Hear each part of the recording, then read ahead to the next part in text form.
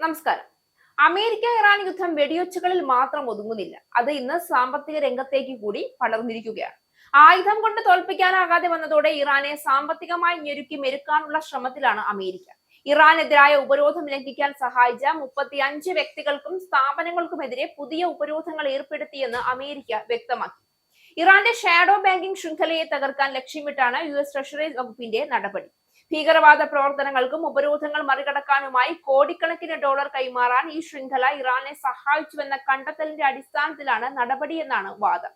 ഇറാന്റെ സായുധ സേനയ്ക്കും Islamic revolutionary guard കോർപ്സിനും അന്താരാഷ്ട്ര സാമ്പത്തിക സംവിധാനങ്ങൾ ഉപയോഗിക്കാൻ സഹായം നൽകുന്ന ശൃംഖലകളെയാണ് ലക്ഷ്യമിടുന്നത്. അനധികൃത എണ്ണ വിൽപ്പനയിലൂടെ പണം സ്വീകരിക്കുന്നതിനും മിസൈലുകൾ ഉൾപ്പെടെയുള്ള ആയുധങ്ങൾ വാങ്ങുന്നതിനും ഈ ശൃംഖല സഹായിച്ചിരുന്നുവെന്ന് US ആരോപിക്കുന്നുണ്ട്. ഹോർമൂസ് കടലിടുക്കിലൂടെയുള്ള യാത്രയ്ക്കായി ഇറാൻ സർക്കാരിനോ IRGCക്കോ ടോൾ നൽകുന്ന കമ്പനികൾക്കെതിരെയും കർശന നടപടി ഉണ്ടാകുമെന്ന് അമേരിക്കൻ ട്രഷറി ഡിപ്പാർട്ട്മെന്റിന്റെ മുന്നറിയിപ്പ് പുറത്തു വന്നിട്ടുണ്ട്. ഇറാന്റെ സൈന്യത്തിന് ആവശ്യമായ സാമ്പത്തിക സഹായം എത്തിക്കുന്നതിൽ ഈ ഷാഡോ ബാങ്കിംഗ് സംവിധാനം വലിയ പങ്ക് വഹിക്കുന്നുവെന്ന് US treasury secretary Scott Bessent കുറ്റപ്പെടുത്തി. ഇത് മധ്യേഷ്യയിലെ സമാധാനം തകർത്തുവെന്നും കുറ്റത്തിലുണ്ട്. ഉപരോധം ഏർപ്പെടുത്തിയതോടെ പട്ടികയിലുള്ള വ്യക്തികളുടെയും സ്ഥാപനങ്ങളുടെയും അമേരിക്കയിലുള്ള സ്വത്തുകൾ മരവിപ്പിക്കപ്പെടും. അവരുമായി ഇടപാടുകൾ നടത്തുന്നതിൽ നിന്ന് അമേരിക്കൻ പൗരന്മാരെയും സ്ഥാപനങ്ങളെയും വിലക്കുകയും ചെയ്യും. ഇതൊരു സാധാരണ സാമ്പത്തിക നടപടിയല്ല. യുദ്ധത്തിന്റെ പുതിയ ഘട്ടത്തിലേക്ക് കടക്കുന്ന നിർണായക നീക്കമാണ്. പ്രസിഡന്റ് ഡൊണാൾഡ് ട്രംപ് മുന്നോട്ട് വയ്ക്കുന്ന മാക്സിമം പ്രഷർ നയത്തിന്റെ പുതിയ രൂപം തന്നെയാണിത്. ഇവിടെ ശ്രദ്ധിക്കേണ്ടത് ഈ ഉപരോധങ്ങൾ ലക്ഷ്യമിടുന്നത് ഷാഡോ ബാങ്കിംഗ് നെറ്റ്വർക്ക് എന്നറിയപ്പെടുന്ന ഇറാന്റെ മറഞ്ഞിരിക്കുന്ന സാമ്പത്തിക ശൃംഖലയാണ് എന്നുള്ളതാണ്. ഔദ്യോഗിക ബാങ്കിംഗ് സംവിധാനത്തിന് പുറത്തുള്ള ഈ നെറ്റ്വർക്കാണ് ഉപരോധങ്ങളെ മറികടക്കാൻ ഇറാൻ ഉപയോഗിച്ചിരുന്നത്.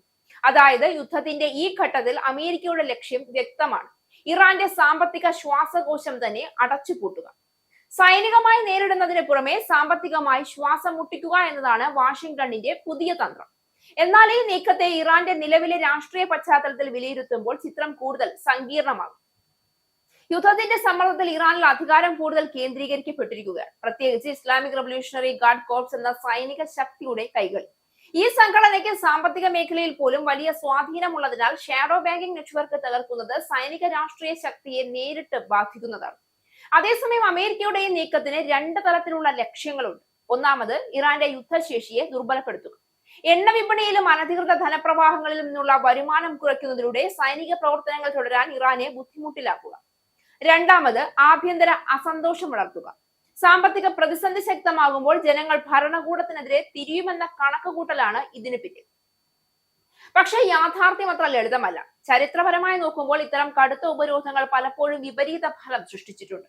ഇറാനിൽ ഇതിനകം തന്നെ ശക്തമായ ദേശീയതയും റെസിസ്റ്റൻസ് നെറേറ്റീവും നിലനിൽക്കുമ്പോൾ അമേരിക്കയുടെ സമ്മർദ്ദം ഭരണകൂടത്തെ ദുർബലപ്പെടുത്തുന്നതിന് പകരം കൂടുതൽ ശക്തമാക്കാൻ സാധ്യതയുണ്ട്. പ്രത്യേകിച്ച് ഇസ്ലാമിക് റവല്യൂഷണറി ഗാർഡ് കോർപ്സ് പോലുള്ള സൈനിക ഘടകങ്ങൾ അധികാരം കൂടുതൽ പിടിച്ചെടുക്കുന്ന സാഹചര്യത്തിൽ സമാധാന ചർച്ചകൾക്ക് സാധ്യത കുറയും.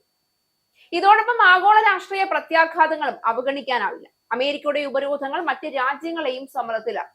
ഇറാനുമായി വ്യാപാരം നടത്തുന്ന രാജ്യങ്ങൾ, പ്രത്യേകിച്ച് ഏഷ്യൻ വിപണികൾ, ഇപ്പോൾ ഈ തിരഞ്ഞെടുപ്പിന് മുന്നിലാണ്. അമേരിക്കയുമായി ബന്ധം തുടരണമോ ഇറാനുമായി ബന്ധം നിലനിർത്തണമോ? ഇതോടെ യുദ്ധം ഒരു ദ്വിപക്ഷ സംഘർഷം മാത്രമല്ല, ആഗോള സാമ്പത്തിക പാളിച്ചകൾ സൃഷ്ടിക്കുന്ന ഒരു ഘട്ടത്തിലേക്ക് നീങ്ങും. രാഷ്ട്രീയമായി നോക്കുമ്പോൾ ഡൊണാൾഡ് ട്രംപിന്റെ ഈ നീക്കം യുദ്ധം അവസാനിപ്പിക്കാൻ സമ്മർദ്ദം വർദ്ധിപ്പിക്കുക എന്ന തന്ത്രമാണ്. എന്നാൽ അതേസമയം ഇത് യുദ്ധം നീണ്ടു നിൽക്കാനും കൂടുതൽ കടുപ്പിക്കാനും ഇടയാക്കിയേക്കുമെന്നതും വ്യക്തമാണ്. കാരണം സാമ്പത്തികമായി ചുരുങ്ങുന്ന ഇറാൻ കൂടുതൽ കഠിനമായ നിലപാടിലേക്ക് നീങ്ങാനുള്ള സാധ്യത വിരളമല്ല. ഈ ഉപരോധങ്ങൾ വെറും സാമ്പത്തിക നടപടി മാത്രമല്ല, ഇത് യുദ്ധത്തിന്റെ ഭാവിയെ നിർണ്ണയിക്കുന്ന ഒരു പ്രധാന ടേണിംഗ് പോയിന്റ് ആണ്. ഇറാന്റെ സാമ്പത്തിക ശൃംഖല തകർക്കാൻ അമേരിക്ക ശ്രമിക്കുമ്പോൾ ഇറാൻ അതിനെ പ്രതിരോധിക്കാൻ കൂടുതൽ ശക്തമായ ആഭ്യന്തര ഏകോപനത്തിലേക്ക് നീങ്ങും. അതിന്റെ പ്രത്യാഘാതങ്ങൾ എന്താകുമെന്നുള്ളത് വരും ദിവസങ്ങളാണ് നിർണ്ണയിക്കുന്നത്.